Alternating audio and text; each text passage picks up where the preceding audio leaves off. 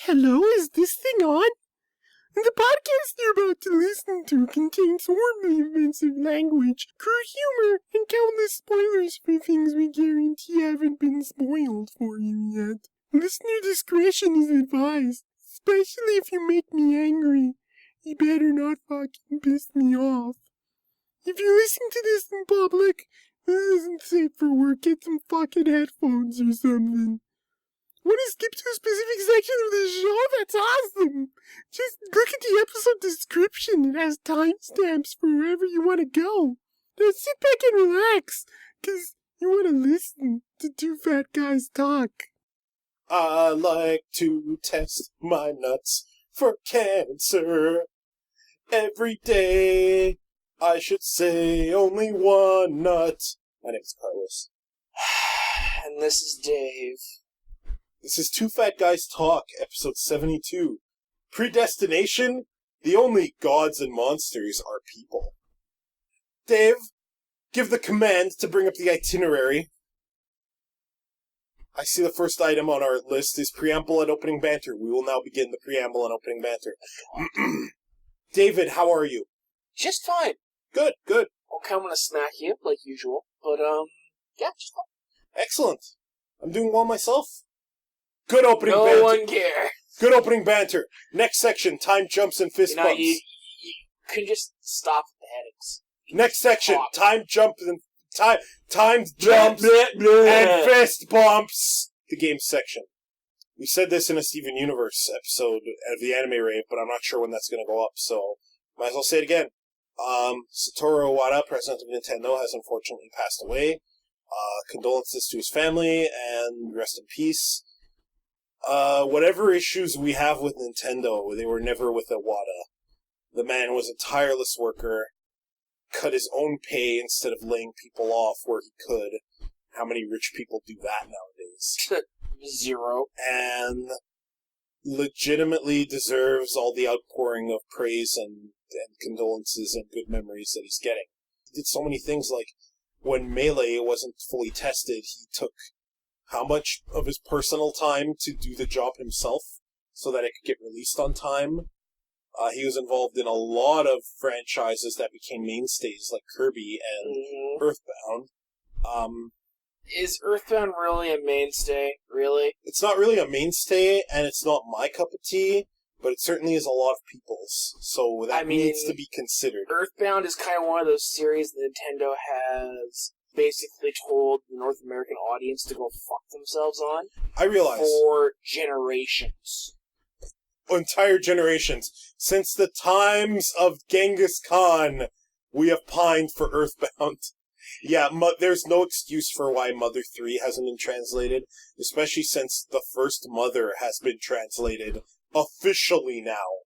Yeah. And released officially now. And that's taken, 20 years after Nintendo was dead? Better late than never. Here's my problem with that. The fans did that 15 years ago. Oh, the fans didn't do it.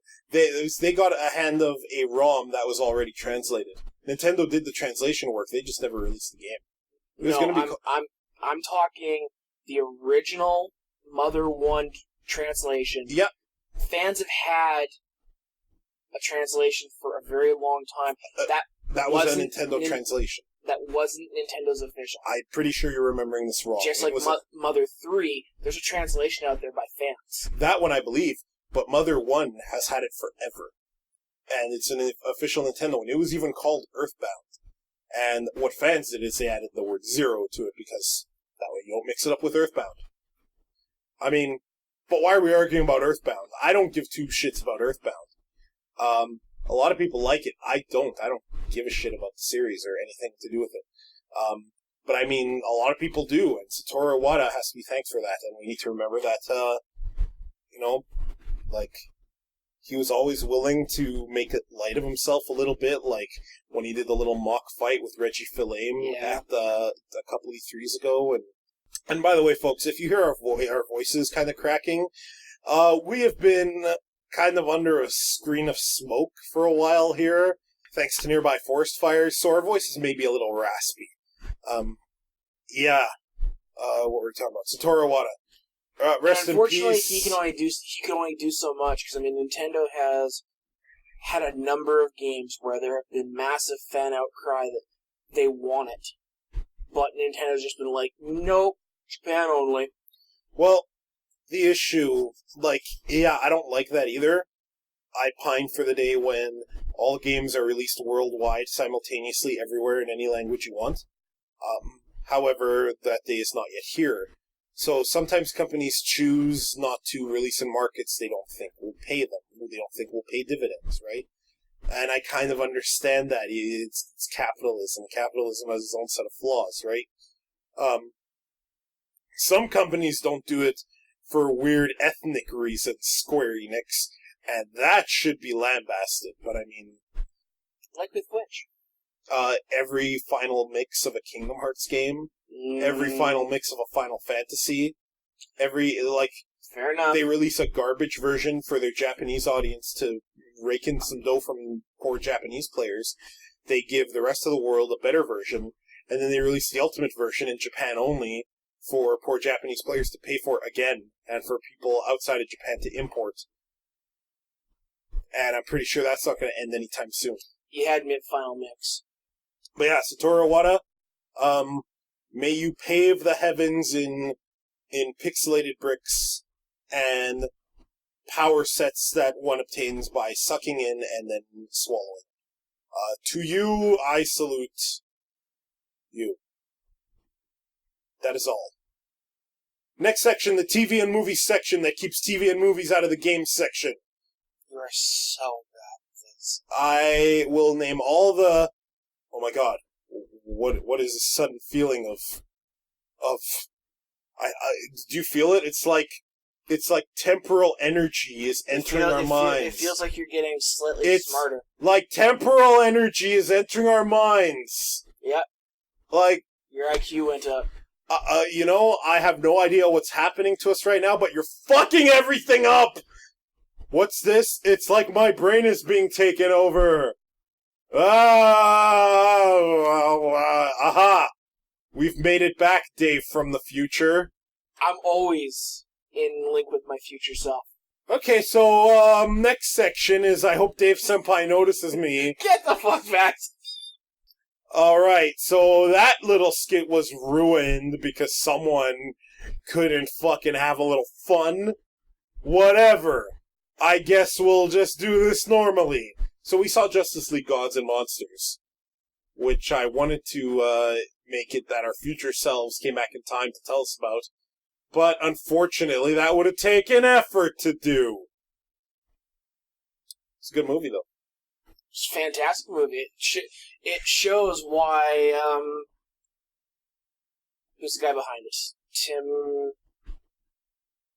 Who in the hell are you talking about, and what? You just said it, with no reference to what it is. We're talking about Gods and Monsters. Come on. Yeah, but you're referencing something else. No. I'm referencing Gods and Monsters. Who's the guy behind it? Oh, Bruce Timm. Shows why Bruce Timm should be in charge of everything DC makes. Well, at the very least, they should look at his design philosophies in terms of structuring a narrative and a world, and apply that to more of their stuff, because I mean this when I say it. Gods and Monsters is better than any DC comic book hero movie, period. Animated or not. This includes everything by what's that guy who made the original Superman movies? Richard Donner. That includes everything by Zack Snyder. That includes the terrible Superman, The Return of Superman, Superman Returns.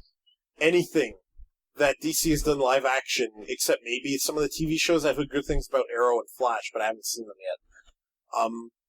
Gods and Monsters legitimately gives us a darker, edgier version of classic characters, makes it work, and makes it work well. Meanwhile, Man of Steel tries this, and the best it can do is wash out the colors and make everything sad and brooding. Like, if Zack Snyder... that's Zack Snyder, right? Yep. If he had one iota of talent, he would look at Gods and Monsters, look at Man of Steel, go, I've been doing it wrong, somebody else take over. Yeah, that won't happen. It was a good film, though. It gave us alternate versions of Superman, Batman, and Wonder Woman. Legitimately different versions. Like, this Superman is actually the son of Zod, and he doesn't realize who his father really was. And he kind of straddles the line a bit. He's definitely willing to cross the line more than regular Superman, but there's still... Actually, he knew who his father was. He didn't know what his father was. Yeah, so he didn't know who his father was.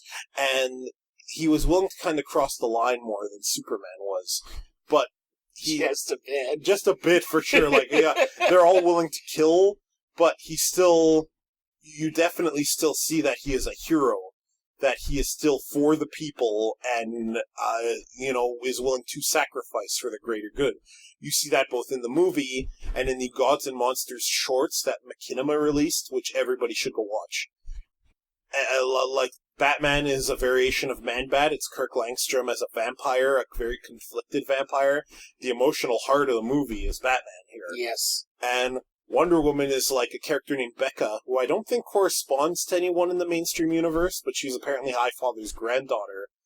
And, spoiler alert, Highfather and New Genisys are the real dicks here when Darkseid and the Apocalyptians actually make an honest bid for peace, and Highfather and the gang murder them all, which causes Becca to turn on them. It's such good origin stories these characters have that where you can see why they became these jaded but still heroic people. I can't say enough good things about the movie. The dialogue is really strong. The villain swerve is a little but it still works for the film. It's legitimately like kind of violent in a good way, and it's just super good film. Go back to the villain there. I actually disagree with you. The villain was, especially if you know... I mean, this whole show was a nod to so many characters from the DC universe. So if you know the characters and you know their origins, especially if you know the villain's origin, what he's supposed to become in the regular DC universe, no, I understand it completely. I argue that this film doesn't need that, though. Like, yes, Kirk Langstrom is Man-Bat, and knowing that definitely gives you some insight into why Batman's a blood-sucking vampire in this. But you don't need to know that at all. You don't need to know anything about Kirk Langstrom at all. And you can watch this, and this Batman is still an amazing character, with or without that. It's a nice little nod, a little bit of fan service, for sure. Like how they had, the Stones in this, and the various scientists like Victor Fries and Emil Hamilton and Hugo Strange and whatnot. Yeah, little nods, but you don't need to know any of that. And no, what I'm saying is the villain becomes even more believable for what he did if you had any inkling of who he was. Yes, it didn't need it, but again, I thought the villain was just fine. I mean, people are petty. And what happened there, I totally buy. I get that people are petty. I believe that he would do the petty thing he did, but to do the petty thing he did and still manage to put up this very convincing facade for so long, that's the part where I kind of balk. It's the same issue I had with Frozen's villain. I love Frozen. I really like Frozen.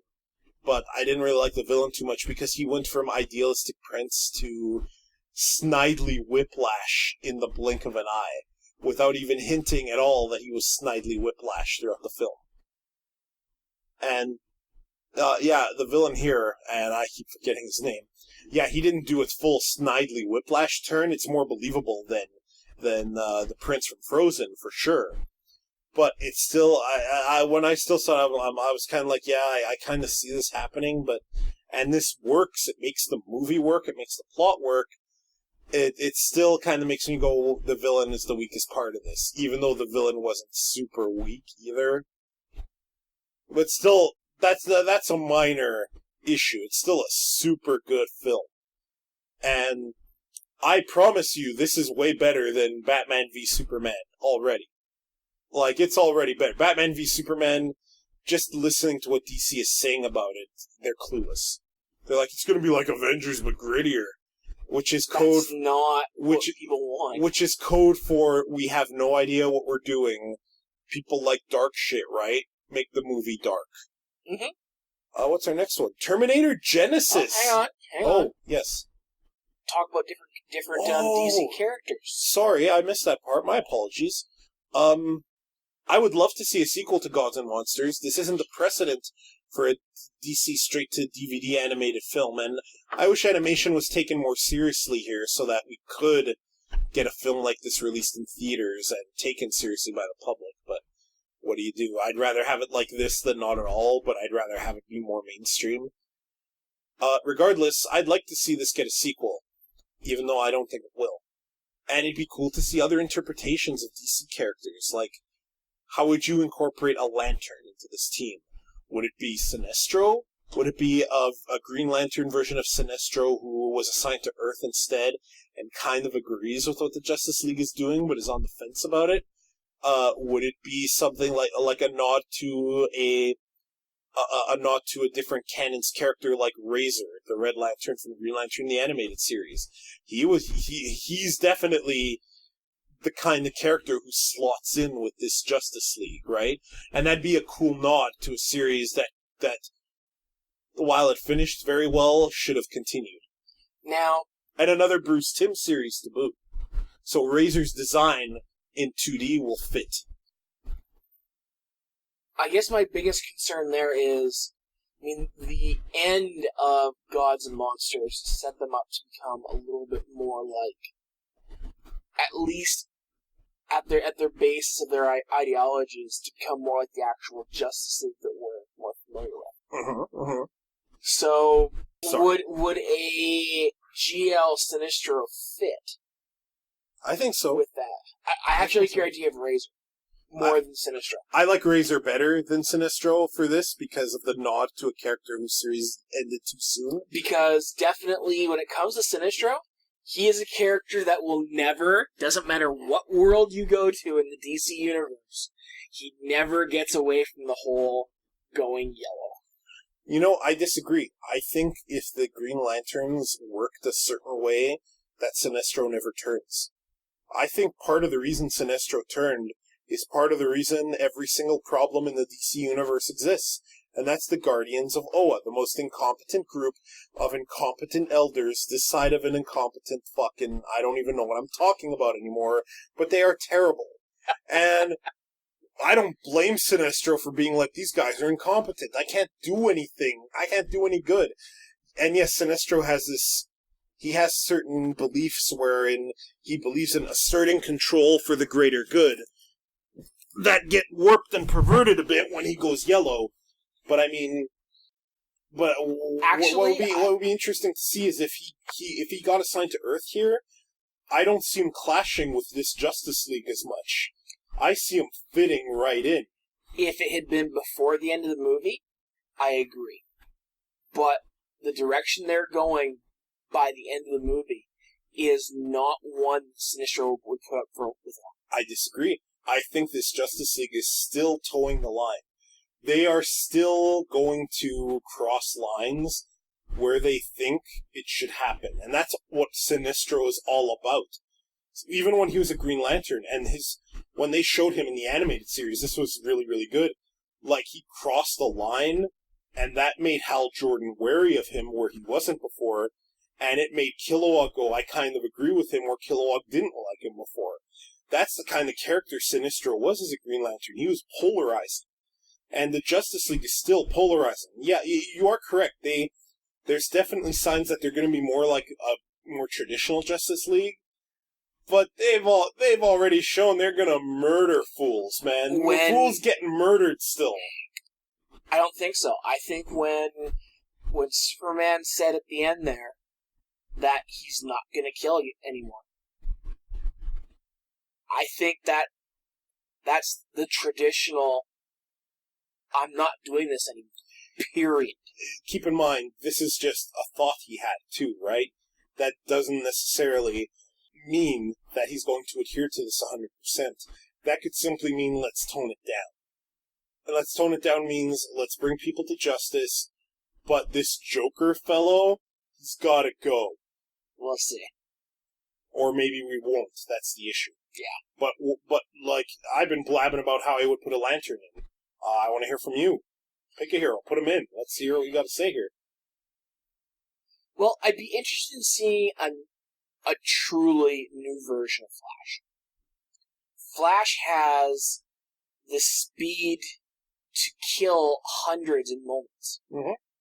I mean, if Flash had been helping them during the terrorist fight, if he wasn't killing, he'd have all of their guns. But with a killing Flash, their necks are snapped in a microsecond. Sure. The battle's already over. It's like, okay, carry on. There's no need. I mean, again, Flash's biggest weakness has always been, ice on the floor, water, stuff that makes him boulder slip. falls in front of him, yeah. Yeah. So... When he's... let's be real, that means his real weakness is bad writing. No, okay, in a number of cases, yes. But it makes sense that his biggest weakness would be something that would actually make him lose traction, lose control. Yeah, bad writing. Uh-oh, an ice patch. It would be different if it was like Captain Cold freezing the floor in front of him. That's what I'm talking about. It's bad when it's like someone hits a wall and some rubble falls in front of the guys traveling at the speed of light. Really now. But I mean, is that the only reason you want to see the Flash? You see him murder people? Well, it would be... I'd like to see his... I'd like to see his interpretation of it. Tim's interpretation of a Gods and Monsters Flash. Yeah. I would also... You said completely new, so you're not looking for an Allen or a West. Yes, exactly. Though a new take on them would be fine. But wouldn't really fit with this now that I think about it. Yeah, how would an Arrow using superhero fall into this? Someone like Artemis from Young Justice, where there's a legacy of crime in her shadow and she's trying to get away with it? Or do you do someone like Red Arrow, where he is kind of going to cross the line a couple times, but for the greater good as well? That slots more into Justice League Gods and Monsters, but you could do Connor Hawke, very little known Red Arrow from the comics, who is one of that universe's finest fighters and even beat Lady Shiva in a fist fight, which not a lot of people can do. Yeah, cool. An interesting take on an Arrow would be cool. There's a lot of potential here, and I really hope we see a sequel to this, because it deserves it. It really does. I don't really see a new version of Martian Manhunter, though. Maybe it doesn't have to be him. Maybe it can be that Neil Hatak, or whatever the evil version of Martian Manhunter is. Could be a white Martian, even, who joins them. So Miss Martian. Yeah, okay, yeah, but not Miss Martian. Not Hello, Megan. This is funny. Character. God, Young Justice had problems. I did like her darker side, though, as the show developed. Sure. I don't know if you even need a Martian to join this team, because even between just Superman and Batman, okay, you got your typical Kryptonian power set, but Kirk Langstrom is not Batman. Kirk Langstrom can fly of his own accord and has superhuman strength, speed, and agility. This is not a dude with tools. This is a super dude with tools! I like... It's so funny how these characters with powers don't also rely on tools. I didn't understand that. And I like how in this movie they did. Batman relied on on gadgetry along with his power sets, and Becca relied on that awesome sword with a mother box built in to do bullshit teleport dashes and basically play Injustice in real life in her world. Yeah, she was definitely pulling off some Scorpion-style teleport backstab stuff. I just want to see the Gods and Monsters universe continue. I am fascinated by this take of the heroes. I love the idea of Zod's son straddling the line, but ultimately picking good. I love the idea. I like Kirk Langstrom Batman. I am so sick of Batman. So seeing this Batman was so refreshing. And I like Becca. She's convinced me. She convinced me, she's kind of a mix of Wonder Woman and Big Barda. And I love how evil Highfather is in her backstory. How many times is Darkseid a sympathetic character? How many times has this happened ever? And you buy it? Darkseid legitimately wasn't going to pull anything. On the other side, it's like, okay, he wasn't pulling anything, but it would have come down to a plan down the line. You sure? I was already thinking in the back of my head, I'm like, okay, this has been tried a couple times, a couple different ways. Every time, Darkseid later on down the line has tried something. So I hope not. I hope he's dead for good, and that Highfather, the villainous Highfather, is a villain down the line. Because that's an awesome take. The New Gods being like, we have to do this, the Apocalyptans are evil, look at them, look how evil they are. Only we can rule the universe, we're gods. Don't get me wrong, that scene was awesome. The fact they pulled that off and blew up Darkseid's head to boot was awesome. Yeah, it was a great scene. I loved how they painted Orion. Like, when Orion was talking with Becca, I thought they were gonna do kind of a creepy, weird stalker Orion thing since Orion was part of Apocalypse and stayed there. He never got traded, right? Mm-hmm. But, I mean, Orion was presented as a legitimately sympathetic character who was just caught up in something that was way bigger than him. And when he died, it wasn't just for Becca's development, even though that totally helps Becca's development, right? I love how Becca left the League at the end to go fix the problems on New Genisys, and that Lex Luthor as Metron went with her. Lex Luthor was an awesome character in this. How ironic that it takes the son of Zod Superman to actually bridge a gap between Superman and Lex. How hilarious is it that this is probably the best Lex Luthor ever? I'm going to argue Clancy Brown Lex Luthor from Justice League Unlimited takes the top spot, but this is a good second. Nah, I put him above it, because this is a Luthor, like, they didn't show us anything as far as, Superman versus Lex Luthor outside of a couple scenes. Like, they didn't have to regurgitate what we knew would happen. We got a couple little scenes with Luthor, and that's all we needed, but I love how Superman says, he was made this way in part by Luthor. Mm-hmm. And that was very well played, because that reminds me of another issue I have. And this is an issue all the DC animated universe ones have. I don't think movies need to be super long. I don't like the argument that more time fixes things, because sometimes things are too long as it is. But the DC animated movies are way too short, and they all need more time, and this is no exception. They gave us cool backstory for both Langstrom and for Becca, but we didn't get one for, and I don't even know what his human name is, but for Superman here. Mm-hmm. We exposited a bit about it, and we got it a bit at the beginning, but I wanted to see his upbringing from that migrant family that raised him. He made a big point about it to Lois, and I believe this does shape him a bit. Like, seeing the world from eyes that aren't as idealistic as the Kents will make him unique, and I wanted to see a bit of his upbringing and a bit of how he respected his parents and how he saw their plight as something he had to fix, because that would have been cool to see. That and my reservations with the villain are really my only grievances, and these are minor because the film was just too good.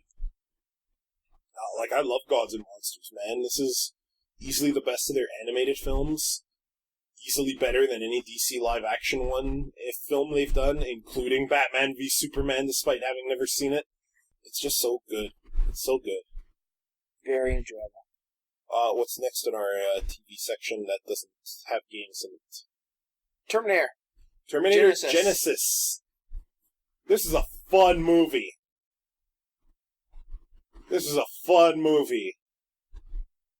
With some giant problems that don't prevent it from being a fun movie. Well, let's see if I can tear them apart or whether I agree. Well, this isn't a problem, but this is hilarious. And I was talking to a friend of the show, Marcus, about this, who went and saw it with us. How hilarious is it that sometime between Terminator 1 and now, Arnold Schwarzenegger learned how to act, and act well. Every line he delivered as Pops, as the T-800 called Pops, nailed it.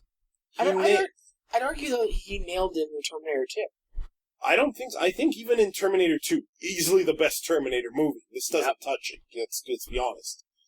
I don't even think this touches Terminator 1, which I used to think was just a bad B-movie horror flick, but actually has a lot of depth and character to You've it. watched it again since then, haven't you? Yeah, I have. It's actually not bad. It's actually really not a bad film. Although Terminator 2 blows it out of the water. I mean, for my part, I would go Terminator 2, Terminator 1, Terminator Genisys. And then the rest. Terminator Salvation. The rest. And Terminator 3. The rest. Well, no, I will very gladly put Terminator 3 as the worst that Terminator has put out. I never saw the whole thing, but I did see bits and pieces, and I read about what happened, and I'm like, I've seen enough to know I don't care. Same thing with Salvation. But I mean, Arnold Schwarzenegger is really the stars of Terminator have always been Sarah Connor and whatever T-800 Arnold happens to be playing at the time. Because it's always a different T-800, right? Like, Yes. Yeah, so those are the stars of Terminator, but Arnold owns it so well in here because, again, somehow Arnold Schwarzenegger, when we weren't looking, has become an amazing actor. And he hits every line perfectly. He delivers every line with the ruthless efficiency and flawed but hilarious learning program built into the T-800 that the T-800 would deliver all these lines with. Like, my favorite line is when he's like, I helped with the construction, but then I got laid off. And he was so sad, but in a way a machine is trying to sound sad. Oh, it's so good! And that's part of the problem. He was carrying this whole movie on his shoulders. And fortunately, he's strong enough to do that. But if he had, say, died before this got made, and heaven help us, we had a different Terminator, this movie would have failed so hard because not a lot of its other elements were strong other than the ridiculousness time travel part, which I say in an endearing way because it's ridiculous in a funny, fun way. Time travel has, both for mankind and the Terminators, is so ingrained in the Terminator film and comic and game universe that you don't even... Okay, yeah, we're time traveling again. Let's just move on. I whispered this to Marky at some point. I'm like, man, this is way better than Chrono Cross. And I meant it.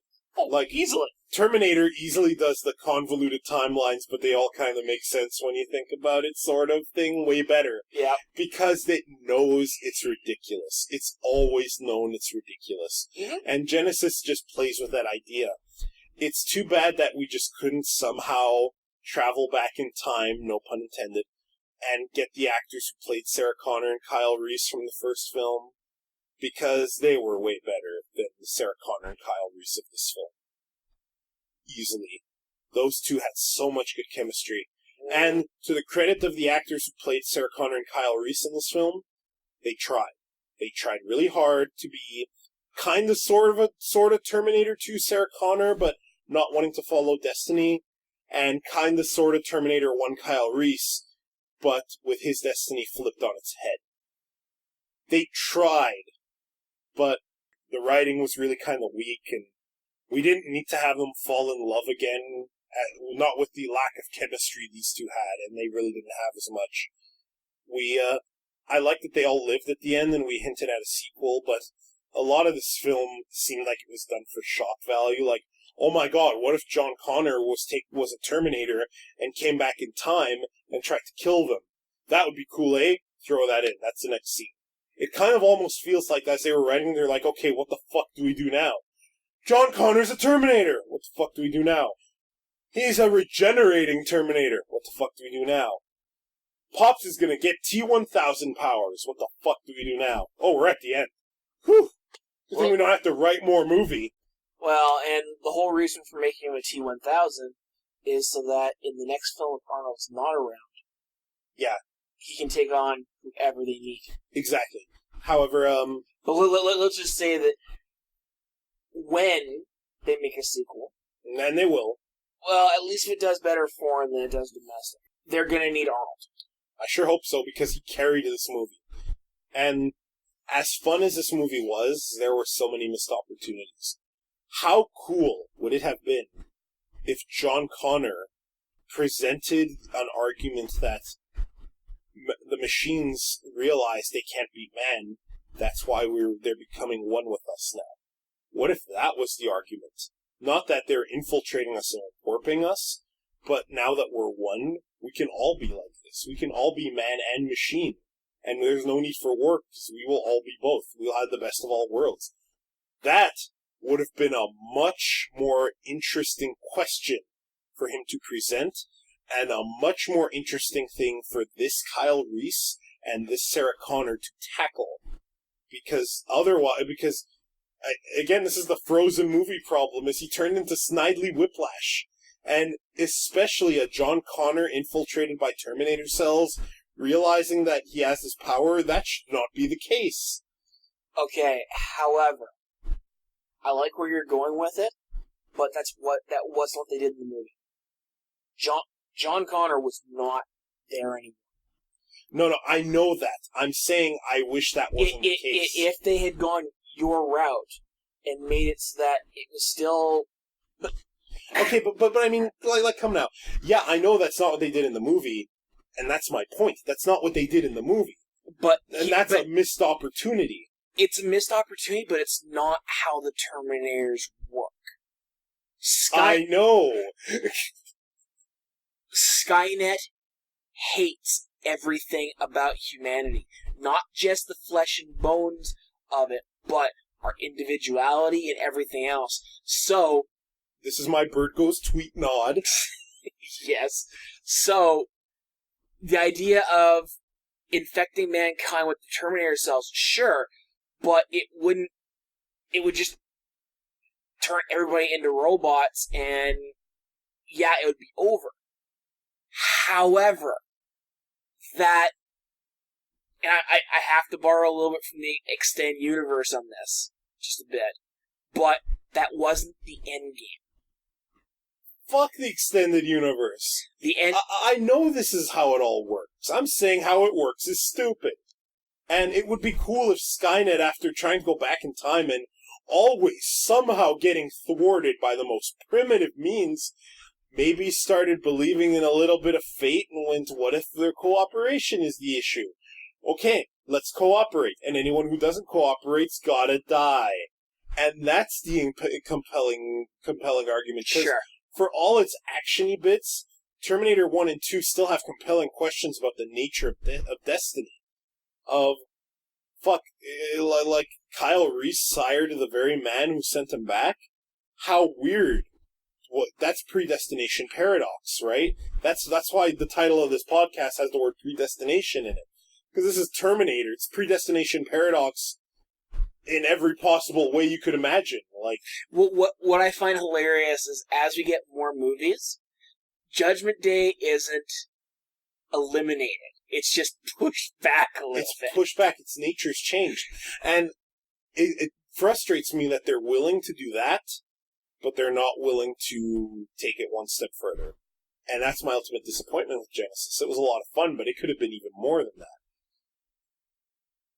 But still way too much fun. Yeah, like, let's be real. It was. It's. I had a smile for most of that movie. Like, oh, we laughing and just like let me state in no uncertain terms that I did not hate this movie whatsoever. I really like this movie. I just like it with reservations. Sure. Mm-hmm. I mean, I there were a number of scenes I just kind of put my hands up. I'm like, what the hell? Friend of the show, Marcus, and I did that several times. We just looked at each other, and he was like, "Oh shit!" Yeah, yeah. I think people around us were getting a little annoyed. Actually, fuck him. But the actor who played the police officer, that guy needed a biggest role. Old version of him, J.K. whatever. The guy, guy who Jonah played Jameson. Exactly. J.K. Simmons. This is the first time I've seen him play a role where he wasn't a major asshole. Or where he wasn't some variant of J. Jonah Jameson or Cave Johnson. Yeah. And even then, he's kind of a variant of Cave Johnson in this. However, he needed a much bigger role. He did. He could have been their liaison to how the future worked, because there is a little bit of a whole smartphones make people dumb vibe in this movie. That is necessary for the plot to work. I understand that, but it's there. And it would have been cooler to have him as the liaison to show that, hey man, look at all the good this has done for people, and Skynet is really kind of just warping it, right?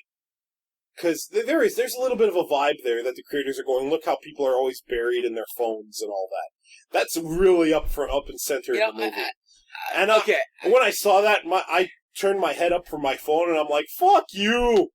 I don't agree with... They weren't centering on any one technology. It was very much centered on technology, period. The fact that we want everything integrated together so we have access to everything all in one place at any time. But the majority of the devices were phones and tablets that they were representing this with. Okay, sure, but that's real life. No. If they had tried to make it that, everybody was at a desktop, I would have said, what, are we back in 1990? Some of it worked, like showing the doctors and the police using tablets for their everyday jobs. I agree with that part. Yeah. That's technology. But it's like every random Joe who wasn't at work was buried in a phone almost. So you're walking downtown. Again, this is reality. This is the jaded cynicism I'm talking about. That's not real life. In Realityville, yeah, okay, there's some internet addiction we gotta worry about, but for the most part, no, people are not less connected now. We're more connected. We are communicating when we use our devices, and we are still aware of our surroundings. This whole thing about people being lost in their phones, this is old fogeyism. This is old man yells at cloud-isms. And I do mean cloud strife. When taking to the extreme, sure, but have you been on public transit recently? Yes. I have been in public and on public transit a lot in my fucking life. I know there are some people who have their noses buried in shit. They're not the majority. They're not the majority. This is a fantasy myth conjured by old people who think that the traditional ways were best, but forget stuff like segregation and the housing market they ruined and all the other shit that they blame all the young people for. And that's what the movie kind of felt like to me. It was like, look how dumb you kids are, right? And I'm like, fuck you. Fuck that part of it. When I say fuck you, I'm talking to the movie, not you. And I'm like, that part of the message, fuck that. That's noise. Otherwise, a fun, super fun movie, though. Again, I like it a lot, with reservations. But I can't not. It's too much fun. It was. It's too much fun. What's the next item under our TV and movie section? Steven Universe. So, Steven Universe, great show or the greatest show? As of right now, even though the anime raves for these are not all up, we are caught up on all except the last 3 episodes of the latest Steven Bomb, which we are going to watch in approximately 4 hours. And I think the worst episode of Steven Universe is the first, and it's still really good. And from there, it's never actually had a bad episode. Anything that seems like it's filler, it's not. Has real messages and sometimes serious repercussions that where shit hits the fan in that episode. The messages in the show are presented in a G-rated way, but they are not dummied down. They are not, like, characters can be petty and small. Even immortal gems with superhuman powers can be painted as petty and emotional, vulnerable creatures. Every character's so vulnerable. Yeah, okay, Steven's a white boy protagonist, but he is the most lovable, raised by women, loves everyone and sees the good in everything, but has faults of his own and learns himself protagonist I've ever seen in a show. I can't gush enough about this show, man. I think this is legitimately my favorite work of fiction, period, right now. No joke. I just wanted to gush about it a little bit, since the anime raves aren't quite up there yet. Fair enough. And non-heteronormative relationships, positive heteronormative relationships, negative relationships, They show characters who struggle with weakness and strive to move on, and some characters who don't. Some characters who are bad, who cave in. Like, the show is for a show about all the supernatural alien-y stuff in it. It is just so human. It's so real. It's so good. I love Steven Universe so much. It's such a good show. Fuck gentlemen, though. Brony assholes can stay on your side of the fence, ruin some other show's formerly G-rated demographic by demanding it cater only to you. Go the fuck away.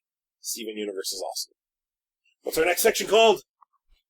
Anime section. Yeah, I hope Dave-Sempai notices me. The anime section. I am reading all these titles. You cannot stop me.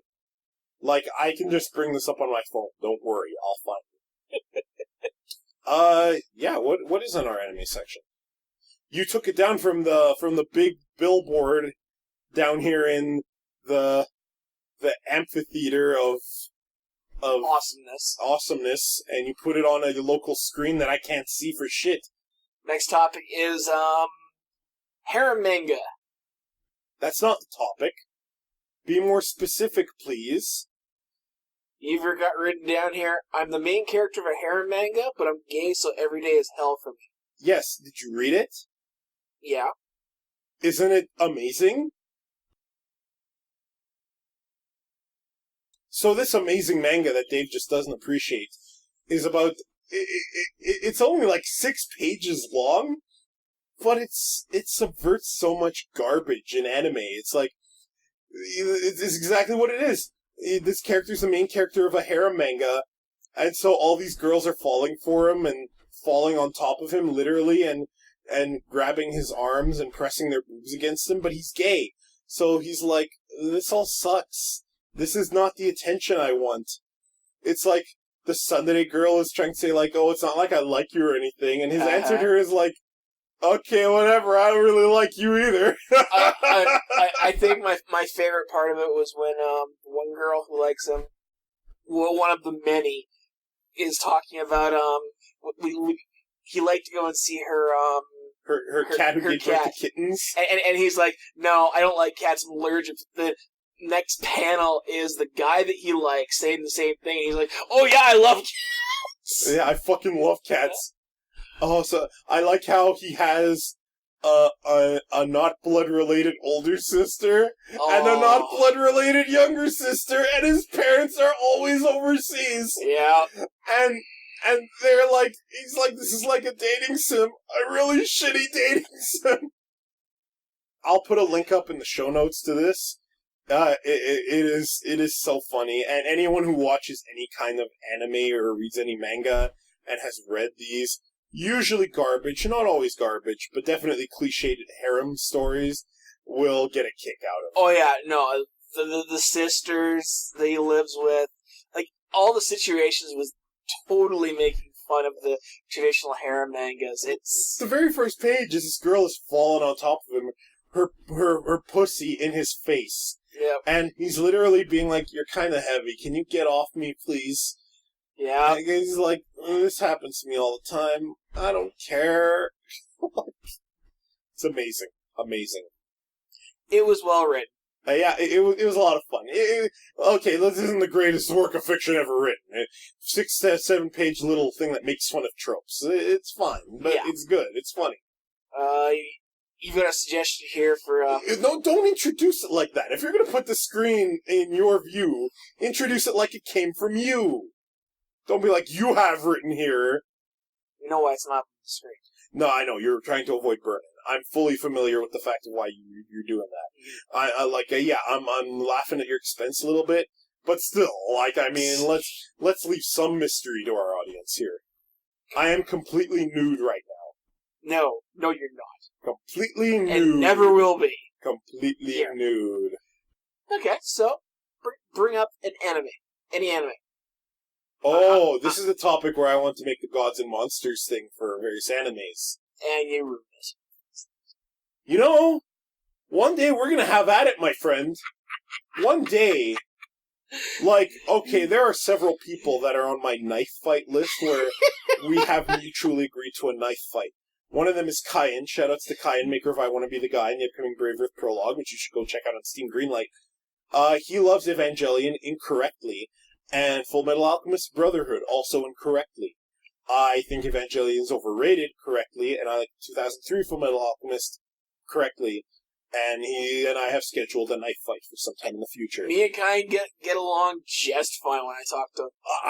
I'm going to be honest, I'm not sure if I'm going to win that knife fight, because I think the issue is that Kyan is going to double jump above me, and an apple is going to fly at me, and I'll explode in blood.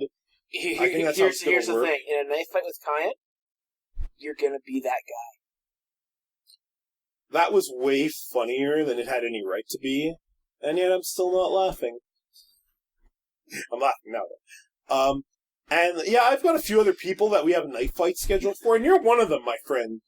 Because not only do you keep ruining my lesbian ships, Just the friends. only ones you don't ruin are the obvious ones in Steven Universe. You know, the one where Ruby is kissing Sapphire on the neck, she's laughing, and Steven's blushing, covering his eyes. That there are still fans of this going, oh, they're not gay. But we gotta have at it, my friend. And this is gonna be one of those things we have at it with. It's reasons like that I have the Gene Elimination Squad on speed dial. I don't know what Jean Grey ever did to you. I was just kind of playing with it, and I'm like, let's each think of a show that we turn into a Gods and Monsters kind of show, where we flip the themes on its head a bit, but still kind of stay true to it to a certain extent. And mine's going to be really quick. Sailor Moon Crystal is hot garbage. We have to finish that today, unfortunately. Is hot garbage. And I was thinking what would be cool to see in a new Sailor Moon series would be if each episode was like a Sailor Moon Elseworld, where it was always kind of a different take on it. This would be cool to see authors and artists from around the world kind of contribute stories to. I would love to see something like a series of shorts, like that one anime Batman animated movie. Yes. A series of shorts, or the Animatrix even.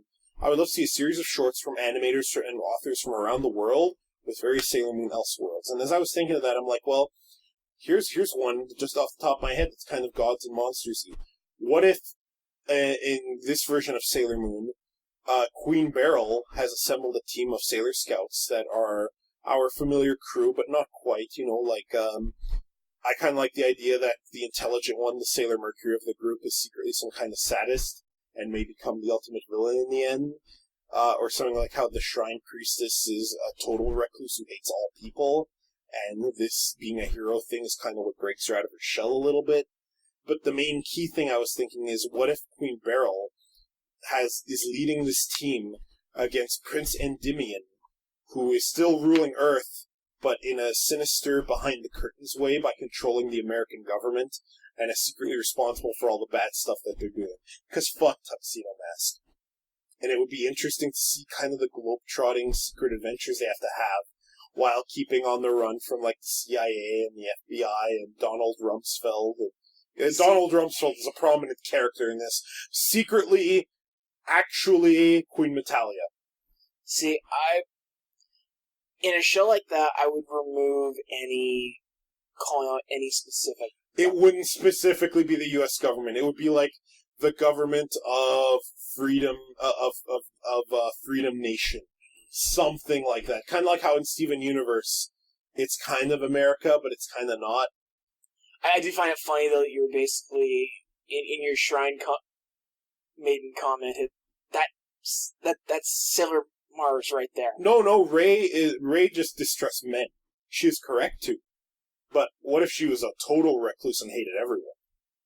And this brought her out of her shell a bit. Because I once read someone on Twitter say, wouldn't it be cool if there's a magical girl show where it was about an abused shut-in girl who, being a magical girl, was liberating for her, and it actually let her appreciate life and refined her spirit and drive and motive. Say that again? You coughed a word there, and I didn't catch it. Sounds a lot like Medica. No, it doesn't sound like Madoka. It doesn't sound even remotely like Madoka. Did I pull down my pants and shit on your floor and say, this is a magical girl show? That's not what I did. And Madoka is about putting characters through suffering for shock value and waxing poetic about entropy and the nature of magic. Like, Madoka's awful, and you're awful. Let me guess, your Gods and Monsters show is going to be Madoka. No. Thank you. I thank you for this small service you've done. No, because anybody, even a third grader, can come up with a better idea to improve Madoka. I wouldn't subject third graders to that, but okay. Just seems like cruel and unusual punishment, but I'm so giving that the omnibus treatment. No, because there was more than enough each episode to... Of us suffering. Doesn't matter. I know you were suffering too. Not anywhere near as much as you. I think you're lying. I'm not. Anywho, give me your series. I'm trying to think of one. This is... You had time to prepare! Okay, why don't I help you out with this? Let me throw out some things. Maybe one will stick. Speed Racer. Really? Jesus fuck! Speed Racer is the first thing you can come up with. It's an anime! Can you at least choose a decent one? Sorry. Trigun. I thought about that, but... Slayers. Trigun's just about perfect as far as how I want it. So... Sure, I agree. Slayers. Kill la Kill. Black Cat. Amagi Brilliant Park. Don't do that one. Ooh, Amagi Brilliant Park. That is one I can think. Magic Knight Rayearth. Subasa Reservoir Chronicles. Cardcaptor Sakura. Let's go back to Amagi Brilliant Park. Let's not. What hey, was that movie? I've chosen here, so shut up. That one where Hayao Miyazaki jerks off to nature, Spirited Away. Okay, fine. Fine! Fine. Do it. Ruin everything. No, I wouldn't do that, because Amagi Brilliant Park is too fun. Oh, okay. I thought you were serious. Well, okay. Maybe we could just double team brainstorm one, like we did with that one time we did in the Cartoon All-Stars. Sure. Take a step back, and for Amagi Brilliant Park. Okay. Now, we both liked it. Yes. But, if we were to Gods and Monster it, number one... So leave it as is. Gotcha. The problem is changing any of the main characters to kind of be more polar opposite ruins what was a good show. Exactly, and this is more of a superhero idea anyway, right? Yes, I was thinking. That's why I picked Sailor Moon off the top of my head, and that's actually a good one. Cardcaptor Sakura would be an interesting one to do, but you'd have to turn her into a more malevolent. You'd have to really. There's a reason why they've never gone back and either continued or redone Cardcaptor Sakura. Make it more modern. It doesn't work. Because by changing Sakura to either be more of an adult, to make her a more... even make her into a bad guy, it just doesn't work. It ruins what is a cute little show. I was going to say Gundam Wing, but Gundam Wing already plays with similar themes that Gods and Monsters Yes. And what we're going to do, make Hiro a nice guy? He's already very nice. He was nice, but I'm talking, we're going to make him... interesting? Well, neither him nor, Rat Relina? Trap. I said Rat Trap. I meant to say, duo. Was it Relina Peacecraft? Yeah, you got it right. On the first try. Yet somehow, Hack from Akatsuki no Yona escapes you. Yeah. But Relina Peacecraft, you got Sometimes I just can't hack it. I know. Stop that, please. Help. Yeah, by turning them into... well, okay, Relina into her later persona. You can't make her a bad guy. It just... because then by making him a bad guy, he'd just kill her and it would be over really quick. You mean like what that Gundam Wing sequel novel did? What? Nothing. You're not getting away from this. What? There was a sequel novel where they killed them? It's not as if Hero was cryogenically frozen, and then when he was awakened decades into the future by Duo, that Relina had gone evil and taken over everything? And then he had to kill her? I mean, that would be stupid. Well, I didn't need to know that. Sorry, Dave. I'm legitimately sorry. I wish I actually didn't say anything. You should have just had your good memories. And that's canon? Well, it's not canon. I'm just going to accept that it's a novel, never made into an anime episode, and therefore doesn't exist. It's okay. That's fine. That's fine. Yeah, you chose the best show to kind of do the... Okay, well, nothing says you can't also do so. Okay, here's an idea, and maybe you run with this one. The Sailor Scouts program, Scouts is an acronym for something, started by the government Power Rangers. To fight the evil forces of Dark Kingdom, which is all an acronym. I'm getting a G.I. Joe versus Cobra vibe here. Sort of. But, what's the twist here? The twist is that Luna is the president. Go.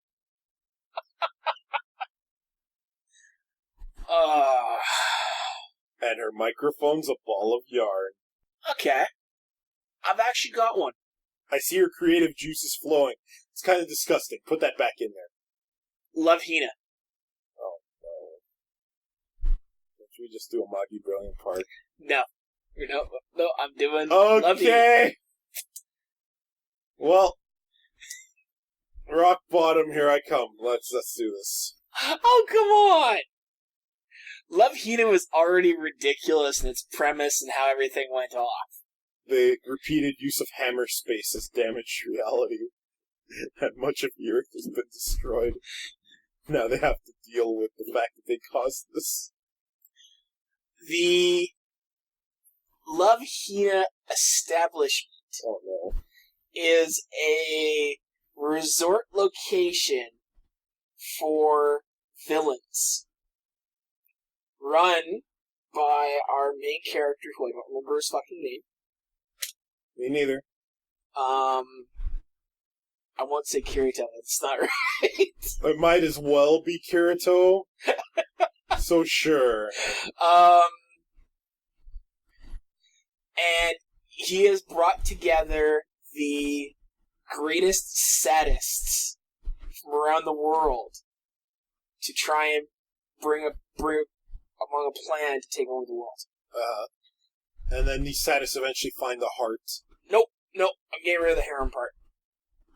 I never said the harem. I said they find their heart, because part of the Gods and Monsters treatment is that we still cycle back to heroism. Unless you really are just turning the show into the rapiest thing. I wasn't going the rapiest thing. No, the rapiest thing would be Elfin Lead. A show that fans think is awesome. I don't know how you could fix that without just deleting it. Ever tell me not to make fun of anime fans. They'd like that garbage. Here's how you fix it. We go back in time and we erase it from ever having existed. The idea of a government-run program that has created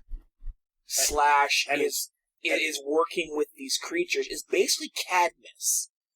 But the idea of Elfin Lead is not flawed.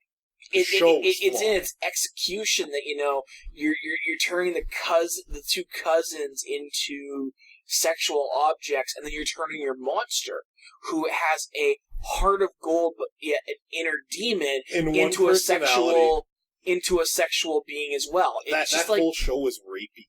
It was. I hate saying. I've been trying to not use the word rape in any context. I'm trying to use it very little because I'm trying to become a better feministic person. But the show is so rapey, man. That show is it's all the bad kinds of fan service rolled into one. All the bad kinds of gore and violence rolled up into it. All the bad kinds of storytelling rolled up into it. And no ultimate payoff. It is garbage. Like, the next time we do a fucking Steins Gate episode, I'm legit gonna start by saying, you know what, this show actually isn't as bad as often lead. So let's get that out of the way. Because I don't think it is. No, it isn't.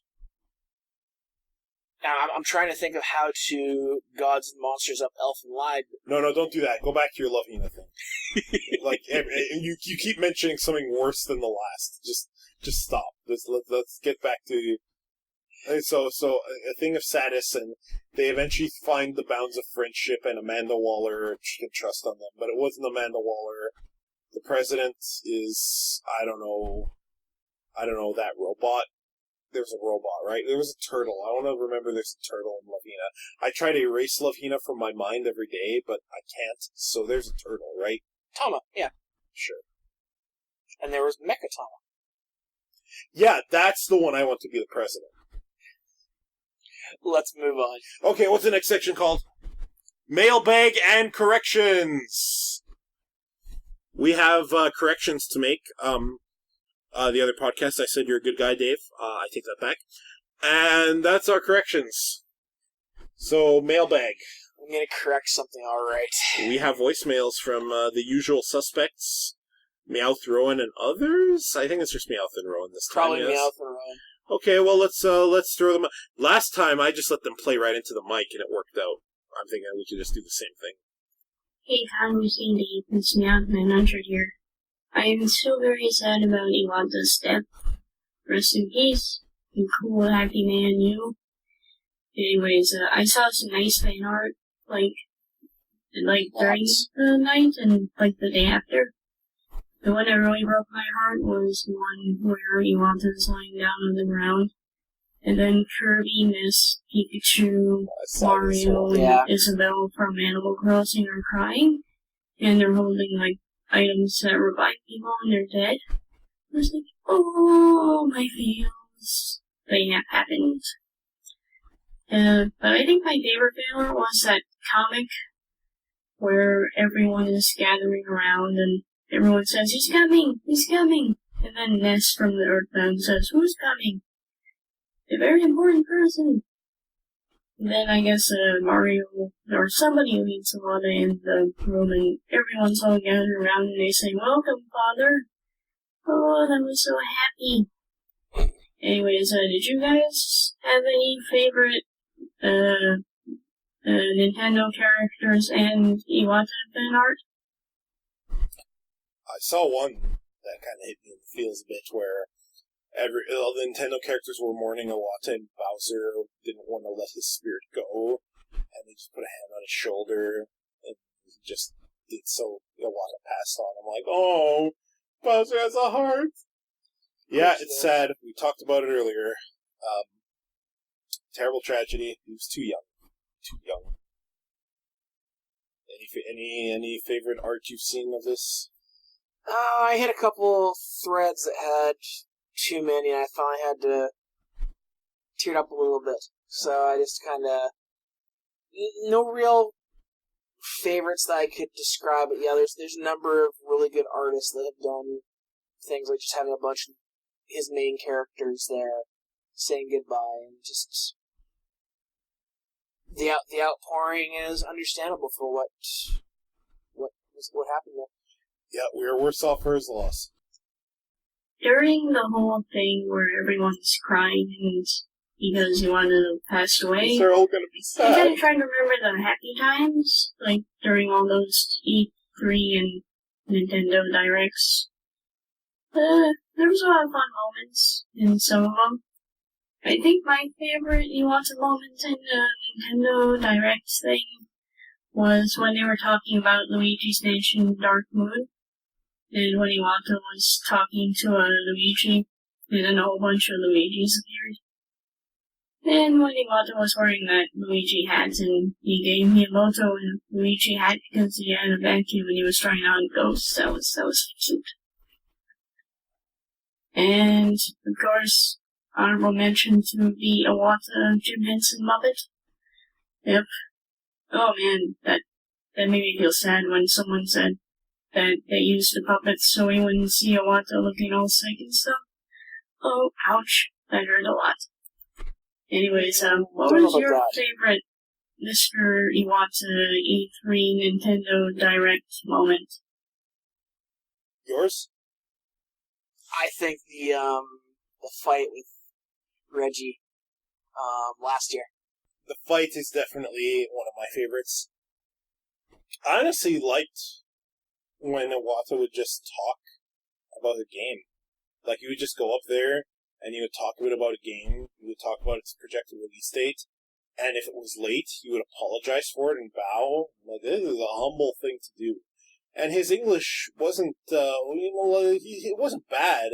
It wasn't fluent or nothing, but, he still carried himself enough in describing things.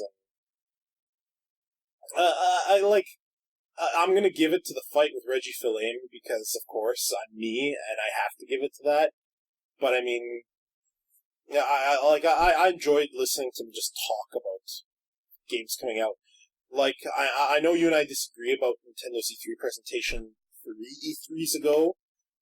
Part of the reason I really dug it is because that year Sony and Microsoft were so venomous and so at each other's throats. And Nintendo wasn't. Satoru Iwata spent that E3 presentation just talking about games. And it was very humbling to me. And that really is what started winning me over a little bit to Nintendo, was when I saw, because I was still very jaded about Nintendo at that time. I don't think I had bought my Wii U yet at that time. And when I saw that, I'm like, I dig this. I dig just this man talking about his business. Like, yeah, and that year, especially for me, it was, I wanted him to shut up. Okay. Again,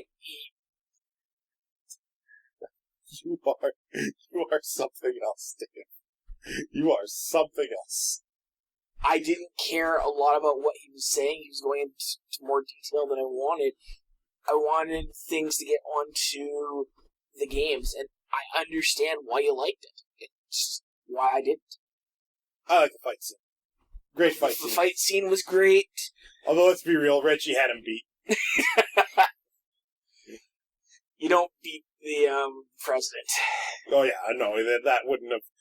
Reggie would have been like, okay, I'll give it to you. And I really did like the Muppet stuff this year. I liked how both Iwata and Reggie are just willing to be characters for the sake of their product. And it's going to be a sad day when Reggie Fils-Aime leaves Nintendo or passes on himself. Hopefully that doesn't happen for a long time. Because I really like Reggie Fils-Aime. I remember when I didn't, and I think he owned up to the fact that he was part of this culture, and he finally owned up to the fact that he was part of this culture. And that's when I kind of got swayed over to his side a little bit. Yeah. Masahiro Sakurai still pisses me off, though. But that man is getting younger and younger with time. I don't understand. I suspect the next time he's talking about Smash, he is going to be a teenager. I'm not even kidding. Hi Carlos, hi Dave, and thanks for the raves. I had a little question about something that you've been fanatical for a while, and the whole internet honestly seems fanatical about. Steven Universe. Yay! Can you give the quick sell on why I should watch Steven Universe and go through the effort of obtaining it while I'm in Japan? Thank you, and love the show. Goodbye. Okay, let's give you some bullet points. Non-straight relationships are a thing in the show, and they are not presented in any obfuscated way whatsoever. They are front and center, and not just in there for the sake of it. They are important and matter, and factor into characters' motivations. Characters who seem strong and stoic and have it together really don't. And we get to break down some of these characters who we think are level-headed, but have real problems and are dealt with really well. Steven himself is one of my favorite protagonists in fiction, period.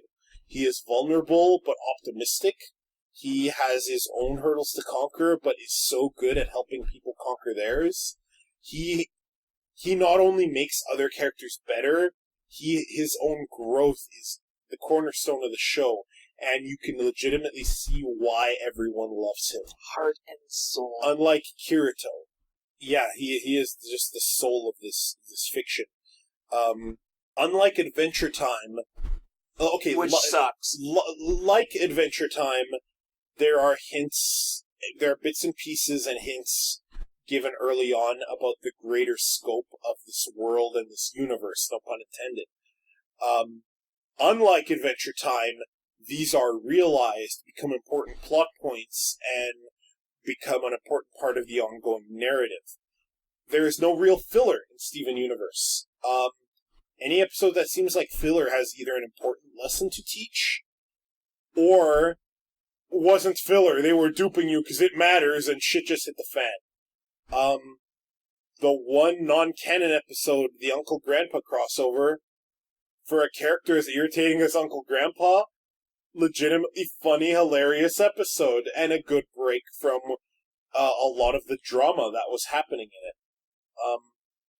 Not every episode is self-contained. Sometimes an arc of a plot goes on for like 4 or 5 episodes before characters resolve conflict with each other. Characters laugh and cry, and you believe the laughing and crying, and characters grow. There's a character early on who was a fairly meek girl who, thanks to her exposure, not only to her exposure through Steven, but realizing her own resourcefulness and strength, becomes super important and badass. Legitimately so. Not like Katara, who is suddenly a waterbending master in one episode. No, this progresses over time. Am I missing anything? Didn't feel the need to interrupt. I didn't want to keep going and going, so I figured you had some points to throw in. No, you pretty much covered it. The show covers everything that it needs to as far as relationships, both straight and gay. I prefer the I prefer homosexual. See, I think the what would you prefer I use? No. It's there's nothing wrong with the terms. It's just they're kind of limiting a bit because, like, straight and gay, they kind of leave out bisexuality, and they kind of leave out kind of fluid sexuality and demisexuality and asexuality. It's more like there's every kind of relationship and character and sexual preference and gender and whatnot kind of represented. Hell, there is representation of a gender fluid character legit in this show, and it totally works. Rowan had a non-voicemail reply to me on Facebook, actually. I asked him if he had anything he wanted me to bring up. This is obviously for his first voicemail there. What was his question? So his question is, has there been a single bit of media, be it movies, books, anime, anything that can tell a story, that has really changed your views/tastes about media/storytelling? And no, you can't use Steven Universe. Yes, I can.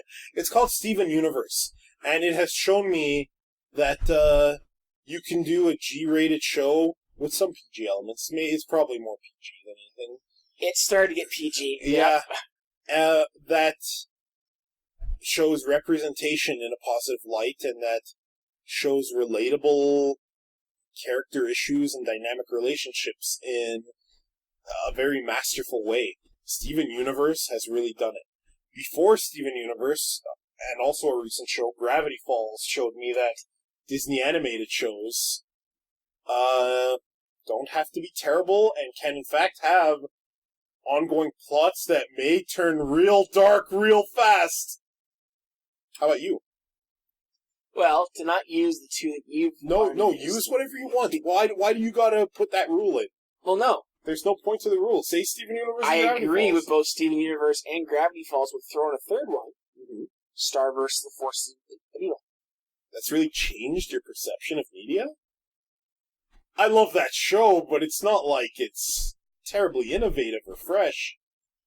Actually, there's one big thing I appreciate in the show. Oh?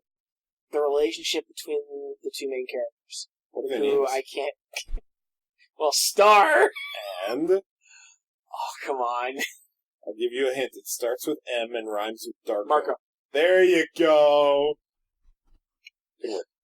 I just appreciate how they haven't fallen into the usual trope of get into a relationship kind of thing. Yeah, they have a platonic relationship. Yes. They are friends. They are legitimately like friends and siblings. Yeah. Like, they're both straight, at least from what we've seen so far, and yet they can both be platonic friends and super supportive of each other and very important to one another. So far, so good there. Yeah, you're right. That's important too. That doesn't, in an animated show, that doesn't happen very often. It's either they hate each other and they're gonna fall in love, or they love each other and they're in love. Sure. It doesn't fall outside those boundaries very often. You're right. This is true. Trying to think of a show that, perhaps an older one that really shaped my understanding of fiction early on. You know what? I can think of one right now. When I was a kid, I watched The Simpsons purely for entertainment and well, I shouldn't say for entertainment, because interpretive things entertainment too, but purely for visuals and shiny objects and itchy and scratchy and whatever, and jokes, right? When I got older, a certain English teacher in high school, who I both respected and hated, and he both liked and hated me, talked about the hidden messages and the themes in The Simpsons that a lot of children miss. And that completely changed not only how I watched The Simpsons, but fiction in general. That made me start to look at theming, and it made me start to appreciate themes and things that I didn't even see before.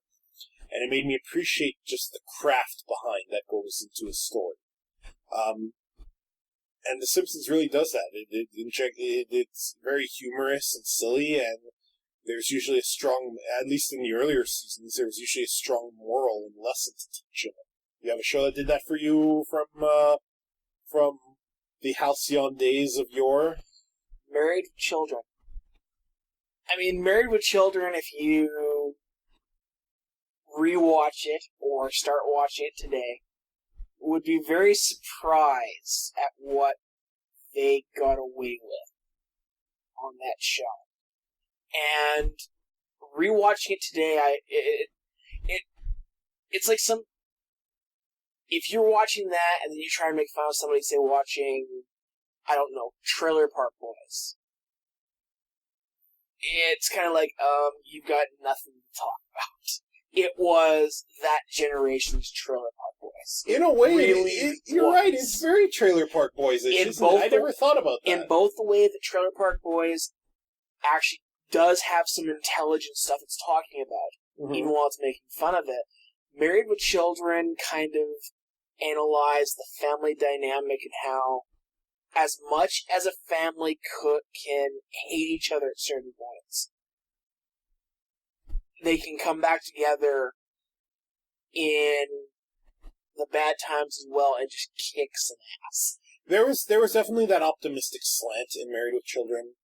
These days, I think that's a toxic message. I don't really think people should trust in family if they don't believe so, because a lot of family members can be abusive and hateful. And no, if your family is abusive, you need to get the hell out of there and cut them out of your life. That's true, but that was not. No, that's not what I'm saying. I'm saying, yeah, in real life, that family needed counseling or to all leave each other and go their own separate ways.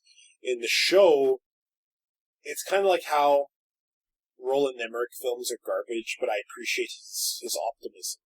The show had an optimism about it, that when shit really hit the fan, the Bundys will band up and probably beat the shit out of another family for the collective good. Or someone will hurt Kelly, and Bud, without Kelly even knowing, go up and chair shot the fool, even though they were often at each other's throats. There's that optimism to it, even if I disagree with the message. Kind of like Roland Emmerich films. Yeah, they're dumb, but they kind of work out in the end because Roland Emmerich does believe that people will work together for the greater good. Can you give me an example? every Roland Emmerich movie Can ever. you give me an example? Do you not know who Roland Emmerich is? You know how bad I am with actor and I don't think it's the thing you're bad at. I think it's the thing you don't actually try to do. Can you give me an example? Very well. You will know all these movies when I name them. Independence Day, The Day After Tomorrow, 2012. And so Thank forth you. in that fashion. You could have just said Disaster Movie Central. Yeah, or, it's a very easy name. Roland Emmerich, kind of. You don't know a lot of Rolands, period, outside of animes. But yeah. Fiction! Entertainment! Okay, on to our last voicemail. Yes. That was pretty cool learning about all the cool stuff Iwata did for the Nintendo's games. My favorite was learning about how he compressed gold and silver, so that way Kanto could fit in the game. I thought that was really cool. And another cool thing I thought was Kirby. He made Kirby, and that was a cool thing to learn. And it's probably a tie between those two things. But I was wondering, what was your favorite thing that you didn't know Iwata did and you learned about it after the announcement happened last week? I knew a lot about what he did, so I'm going to have to stick with favorite things that he's done that I already know about. Taking a pay cut to himself instead of passing that along to his subordinates. That is a respectably honorable thing that you'd never see Donald Trump doing that. You'd never see most CEOs and top executives anywhere on this planet doing that. He did. He did it. Game related, I like that he took on the job of just QAing Melee by himself over what had to have been a long set of weeks so the game could get released on time. That's pretty badass. That's ridiculous. I do want to mention that I always find it fascinating how, games back in the day found ways to get around memory restrictions. This isn't a shot at PC gamers, even though I will laugh at anyone who uses PC Gaming Master Race unironically. Woo! And fuck PC Gamer Master Race. Fuck PC Gamer Magazine is what I meant to say there. Oh, okay. Woo! Because they suck and they're garbage. But in PC land, in its development, games, they kind of demanded more of your system. And on console land, that was not an option. Developers had to make do with what they had. So, this is why, even though I have a PC and I'm going to build a new one and I'm always going to like PC gaming, I'll always much prefer console gaming because it seems the developers have to try a lot harder to make it work on inferior hardware and still somehow come up with what is usually a superior game. Things like in Zelda 3, in A Link to the Past, that was the biggest game released on the Super Nintendo at the time. I forget how many megabits it was. It's not much compared to Chrono Trigger's 32 megabits, which was enormous. Yeah. But A Link to the Past did not have room for 2 whole overworld maps. You know how they did it? How they did it? They literally, for the Dark World, only stored information where a tile varied from the Light World. They loaded all the Light World information, and then they just loaded the Dark World changes on top and applied the tile set to it. So they did not need to store 2 whole maps. They managed to make 1 map do the job of 2 in memory. And it fit for the theme of the game, because when you affect one world, you affect the other, and that works for it, right? And I find that super innovative. So to hear him somehow fit Kanto onto a cartridge that already had a full world in it, and it was already bursting at the seams, I'm not surprised he managed to do it, and I'm still impressed by that. I would kind of argue with your console developers having to put in more work to get things to work on the console, especially in today's generation.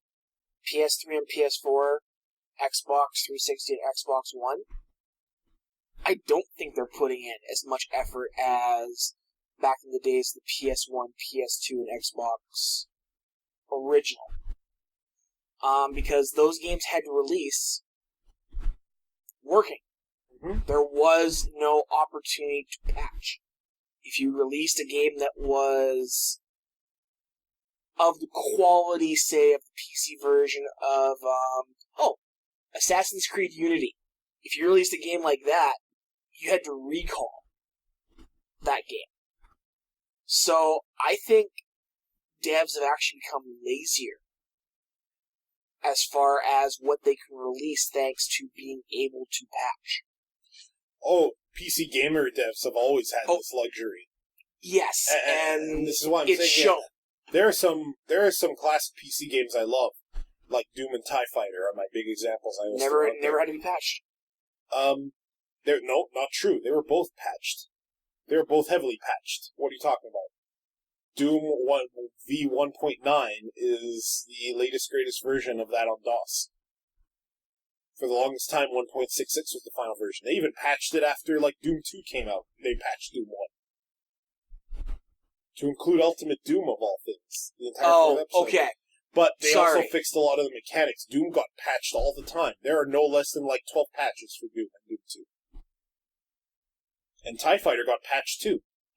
However, they didn't patch to fix problems on release. They patched to improve things they found after the fact. Yeah, we're not talking fixing game-breaking bugs. We're talking fixing bugs. Period. And we shouldn't decry the ability to patch. That's important. We need that, I think. But I will never say that we should never use it as an excuse. So when game devs do that, they should be punished by the populace at large by not buying their games. That's kind of my point on that, though, is you can patch something to improve or tighten up or, rebalance. That sort of patching doesn't bug me. It's the patching that has to happen day one because you made your game with a whole bunch of bugs, and in the 30 days between going RTM and it hitting shelves, you've fixed a whole bunch of bugs since then. Well, or you launch with game-breaking bugs that don't get fixed for months. I get that, and I kind of want the best of both worlds. I want devs to generally release bug-free stuff and still patch things in when they have to. I kind of want both of these things, but money talks, and money says get your game out there and put out a day one patch to fix the stuff we couldn't get to in time or stuff we found in between going gold and release. And I kind of get the dev plight in that specific issue. Not, shit like Arkham Knight on PC. That's Warner Brothers' greed. Fuck them for that. My biggest worry... they should actually apologize for that. Warner Brothers should, I think. They never will. They should. Yeah, Warner Brothers did. Rocksteady did. No, I know Rocksteady did. Good on them. They didn't owe that apology. As far as I'm concerned, they did not owe it. I think Warner Brothers owes the apology here. And in fact, they've actually come out and said they're not going to have most of the stuff fixed until September. But to take this back to Iwata, that was just a workhorse. What wasn't there to admire about what he did? Is that it for voicemail? That is it for voicemail. What's our last section called? Read the title. Parting Thoughts. Nice! Parting Thoughts! This is Parting Thoughts. Dave read the title, not me. We'll miss you, Satoru Iwata. You are not a Terminator who has gone back in time to cause predestination paradoxes. And you are a god, not a monster. But you gave us a lot of fun by giving us monsters to defeat. Those are my parting thoughts. Also watch Steven Universe. Yeah, he'll be missed, and all we can hope is that Nintendo does not self-destruct or otherwise be harmed by his absence. Yep, agreed. Folks, thank you so much for listening to us spout off about everything. Our website is twofatguystalk.com. There you can find our podcast, our anime raves. If you just want to see anime raves, which you shouldn't, you should listen to the podcast too, because we're awesome. You should go to carlsanddaveanimerave.com, which just goes to twofatguystalk.com and brings up the posts that are tagged as anime rave. You can find us on Twitter at Two Fat Guys Talk. You can find me on Twitter at Handsome Fat Man. I'm at the Dude Hack. And you can also find us on iTunes. Just search for Two Fat Guys Talk, and we'll come up. We fit right into your Apple device. Any reports that we cause your Apple device to gain self-awareness and flood your quarters with a deadly neurotoxin are to be ignored because nobody can prove we did it.